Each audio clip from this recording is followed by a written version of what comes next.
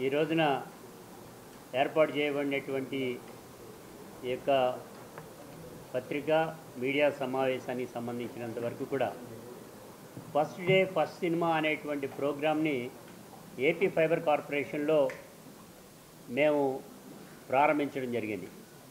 అప్పటి నుంచి జరిగేటువంటి కార్యక్రమాల్లో కొన్ని చిన్న సినిమాలు మాకు రావడం అనేటువంటి జరుగుతుంది.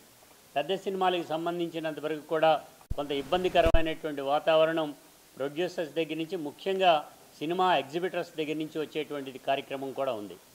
కానీ చట్టం చెప్పినటువంటి ప్రకారంగా ప్రతి ఎగ్జిబిటర్ ఎవరైతే థియేటర్ ఉంటారో ఆ థియేటర్ చిన్న సినిమాలకు సైతం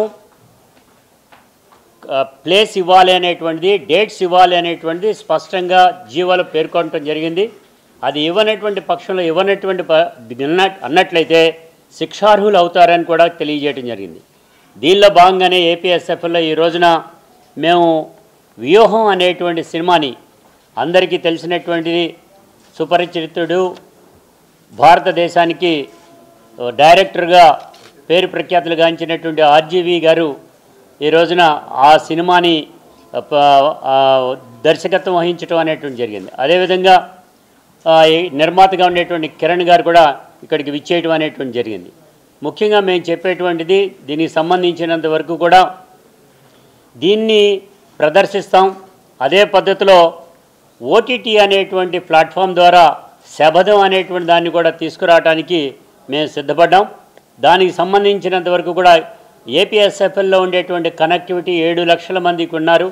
దీనిలో మాకు వచ్చేటువంటి ప్రాఫిట్ కంటే కస్టమర్కి అందుబాటులో తీసుకురావాలని, ప్రొడ్యూసర్కి కొద్దిగా లాభం చెందాలని, ఎవరైతే మా ఆపరేటర్ వ్యవస్థ ఉన్నదో ప్రతి ఆపరేటర్, ఆ ఆపరేటర్ కింద ఉండేటువంటి సబ్స్క్రైబర్స్ ఎవరైతే ఉన్నారో వారికి కూడా దీనిలో వాటా ఇవ్వటం అనేటువంటి జరుగుతూ ఉంది.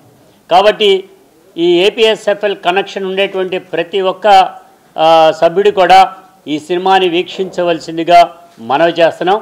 ఇది ఒక రకంగా ఏపీఎస్ఎఫ్ఎల్ సంస్థకి శుభదినం అనేటువంటి చెప్పాలి.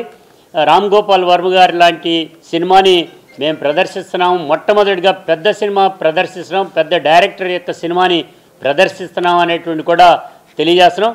దానికి సంబంధించి మంచి ఆలోచన క్రమం కలిగినటువంటిది ఈ రాష్ట్ర ప్రజలకి, ప్రజానీకానికి వాస్తవాలు తెలియజేయడానికి చేసినటువంటి ప్రయత్నంలో భాగంగానే ఇది అనేటువంటి తెలియజేస్తూ ఉన్నాను. అందుకని ఇప్పుడు ఇక్కడికి విచ్చేసినటువంటి మనందరికీ సుపరిచితులైనటువంటి రామ్ గోపాల్ వర్మ గారు కూడా మాట్లాడతారు.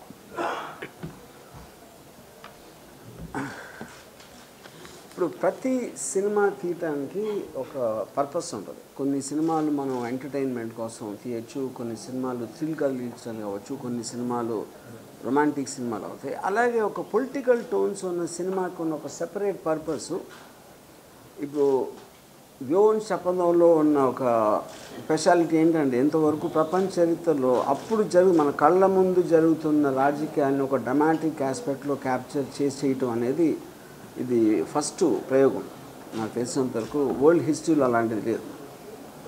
ఇకపోతే వ్యూహం సినిమా రిలీజ్ అవ్వటానికి మేము పడిన, మాకు కలిగిన ఆటంకాలు కానీ, కోర్ట్స్ ప్రొసీజర్స్, లోకేష్ గారు లాంటి వాళ్ళు ఎంతంత ట్రై చేశారన్నది చాలామందికి తెలుసు. దాని గురించి ఇప్పుడు చెప్పాల్సిన అవసరం లేదు. కానీ వ్యూహం శపథం వెనకాల మా ఒక వ్యూహం ఏంటంటే, మేము వ్యూహం సినిమాతో పాటు, శపథంతో పాటు దానికి సంబంధించిన వెబ్ సిరీస్ కూడా చేసాం.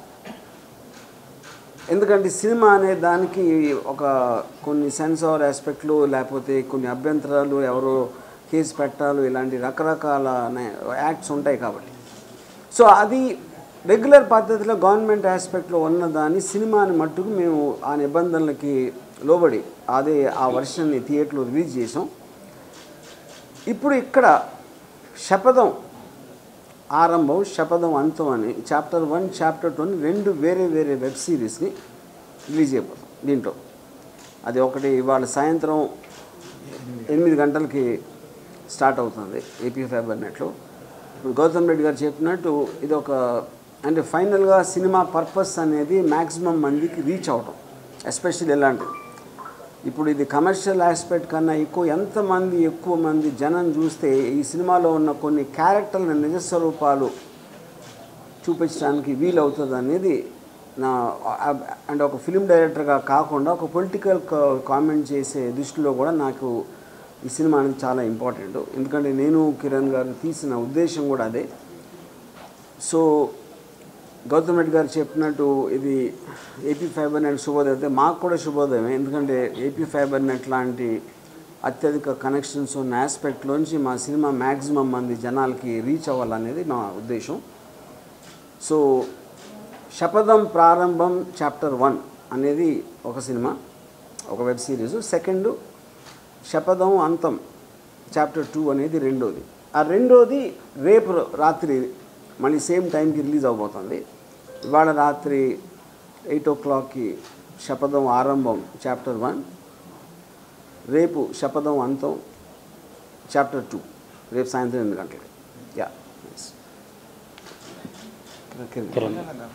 చెప్పండి, నువ్వు చెప్పు కొద్దిగా.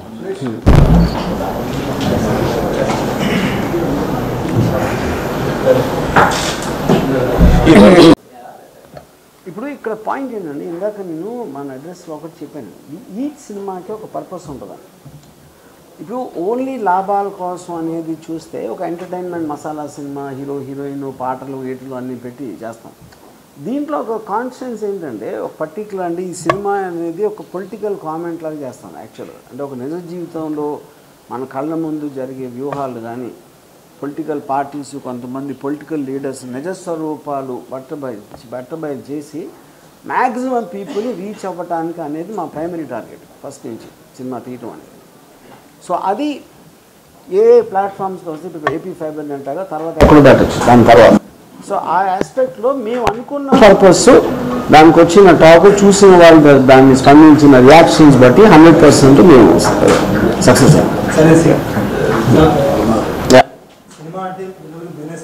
కరెక్ట్. కానీ నేను అదే చెప్తున్నా కాదు, అదే చెప్తున్నా. ఏం సర్వీసు? పొలిటికల్ సర్వీస్ అంటే అది నాకు వచ్చిన విద్య. ఫిల్మ్ అనేది ఫైనల్గా మీరు ఏ బడ్జెట్లో తీశారు, ఏం చేశారు, ఎందుకు చేశారు, ఈ 4-5 ఫ్యాక్టర్స్ ఉంటాయి. ఆ ఫ్యాక్టర్స్ అన్నీ నేను కిరణ్ ముందు ఆలోచించి చేసాం. అది నేను చెప్పాను.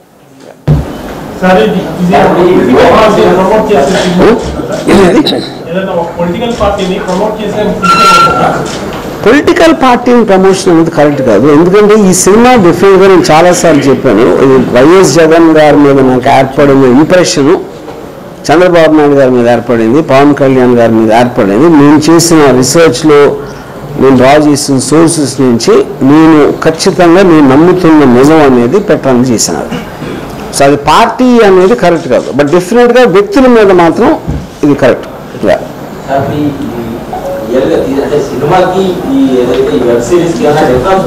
చాలా డిఫరెన్స్ ఉంటుంది. అది సినిమాకి వెబ్ సిరీస్ కంటే వెబ్ సిరీస్ అనే దానికి మనకి ఇంకా కాంటెక్స్ట్లో దాని మీద రెస్ట్రిక్షన్స్ లేవు కాబట్టి మీ ఫ్రీడమ్ ఎక్కువ ఉంటుంది మీరు చెప్పాల్సిన దానికి.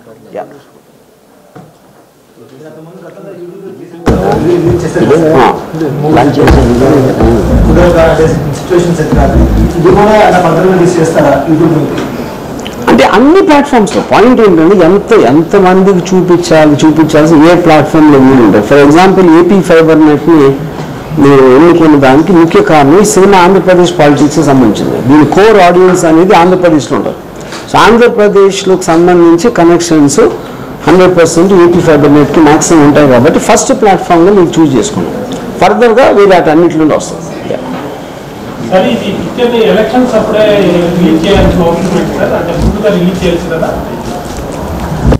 అంటే మీరు నా ప్లేస్లో ఎలక్షన్స్ తర్వాత చేసేవారా? అది ముందుగా రిలీజ్ చేయడానికే కదండి చేసేది. లేకపోతే ఇప్పుడు ఈ సినిమా ఉద్దేశం నేను దాచుకోకుండా చెప్తున్నాను. 100% నా ఉద్దేశంలో ఈ క్యారెక్టర్స్ మీద నా అభిప్రాయం అనేది తెలిసినప్పుడు వాళ్ళకి చూసి వాళ్ళు అది నేను చెప్పింది నమ్మదగ్గదిగా ఉందా లేదా అని వాళ్ళు నిర్ణయించుకుంటారు. తర్వాత నేను ఫోర్స్ చేయలేను కదా. అది నేను ఏం చూపిస్తే అది నమ్మటం ఒక పాయింట్ కాదు కదా. అది నమ్మదగ్గదిగా ఉందా లేదా అనేది మీరు చూసిన తర్వాత తెలుస్తుంది.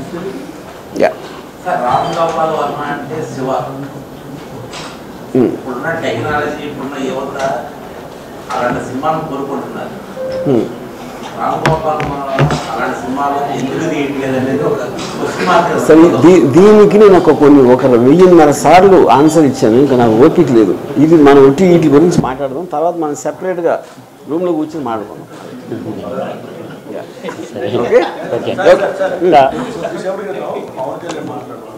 పుష్ప సినిమా చూడటానికి చాలా బాగుంటుంది.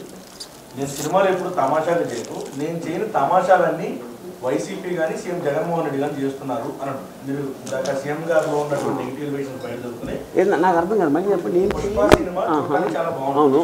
కానీ నేను సినిమాల్లో చేయనటువంటి తమాషాలన్నీ వైసీపీ అధికారంలోకి వచ్చి జగన్మోహన్ రెడ్డి చేస్తున్నాడు, పవన్ కళ్యాణ్ కామెంట్ చేశాడు. మీరు ఇందాక మాట్లాడుతూ జగన్మోహన్ రెడ్డి గారి మీద బయట ఉన్నటువంటి నెగిటివ్ ఎలిమెంట్స్ ఏమవుతున్నారు అవి ఆయన కాదు, అసలు నిజమైనటువంటి అతని క్యారెక్టర్ ఎలా ఉంటుందో నేను చూపించానని చెప్పి పవన్ కళ్యాణ్ చేసిన కామెంట్ అలా చూస్తాను. అంటే ఇప్పుడు ఇదే అండి పవన్ కళ్యాణ్ అంటే నాకు ఎంతవరకు అర్థం కాదు. భ్రష్టు పట్టించేసాడు, దొంగ దోచేసాడు అని. ఏం భ్రష్టు పట్టించాడు అని చెప్పకపోతే భ్రష్టు పట్టించాడు అరిస్తాను నాకు ఎంతవరకు అర్థం అవుతుంది. అది అంటే మాట్లాడితే సైకో, లేకపోతే బాబాయిని చంపేశాడు, లేకపోతే ఇది చేస్తాను అనేది ఇప్పుడు ఈ మాటలు ఉంటాయి. కానీ దానికి బేస్డ్గా ఒక చిన్న మొక్క ఎవిడెన్స్ అనేది తను చెప్పడు, తన అభిమానులు ఎవరు అడగరు. That is the times we're living in. దానికి నేను ఏం చేయలేదు.